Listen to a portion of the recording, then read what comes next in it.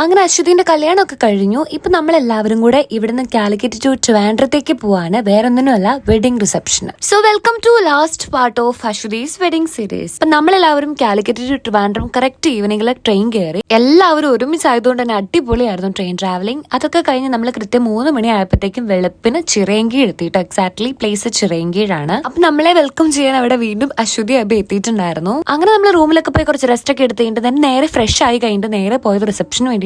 Reception തൊട്ട് മുന്നേ ആയിട്ട് അബീന്റെ അശ്വതിന്റെ വീട്ടിൽ പോണായിരുന്നു. സത്യം പറഞ്ഞു കഴിഞ്ഞാൽ അശ്വതിന്റെ കല്യാണം കഴിഞ്ഞിട്ട് അവിടെ അങ്ങനെ പോവാണെന്നുള്ളൊരു നമുക്ക് ആ ഒരു തോട്ട് വരുന്നേ ഉണ്ടായിരുന്നില്ല. അങ്ങനെ ബസ് കയറി കുറച്ച് ചില്ലൊക്കെ ചെയ്തപ്പോഴത്തേക്കും അവിടെ എത്തി. അവിടെ ഞങ്ങളെ വെൽക്കം ചെയ്യാൻ വീണ്ടും അബി ഉണ്ടായിരുന്നു, അശ്വതി ഉണ്ടായിരുന്നു. അവിടെ എത്തിയിട്ട് പോലും നമുക്ക് ഇനി ഇത് ലൈക്ക് അശ്വതിന് ഇവിടെ ആണ് എന്നുള്ള ഒരു തോട്ട് വരുന്നില്ല. ഞങ്ങളെ വെൽക്കം ചെയ്ത ഉടനെ തന്നെ അവൾക്ക് റെഡിയാവാൻ പോകാനുള്ളതുകൊണ്ട് തന്നെ അവള് റെഡിയാവാൻ പോയിട്ടുണ്ടായിരുന്നു. അങ്ങനെ അവള് വന്ന് നമ്മള് ഫുഡും കഴിച്ച് കഴിഞ്ഞിട്ട് വീണ്ടും അവിടെ നിന്ന് ഇറങ്ങി നേരെ ഉച്ച കഴിഞ്ഞ് ഓഡിറ്റോറിയത്തിലേക്ക് പോയി. വീണ്ടും കുറെ അടിച്ചു പൊളിച്ച് കഴിഞ്ഞപ്പോഴത്തേക്കും നമ്മൾ ഓഡിറ്റോറിയത്തിൽ എത്തിയിട്ട് ഓഡിറ്റോറിയത്തിൽ എത്തിക്കഴിഞ്ഞ് കുറച്ച് കഴിയുമ്പോഴത്തേക്കും അപേക്ഷത എത്തിയിട്ടുണ്ടായിരുന്നു.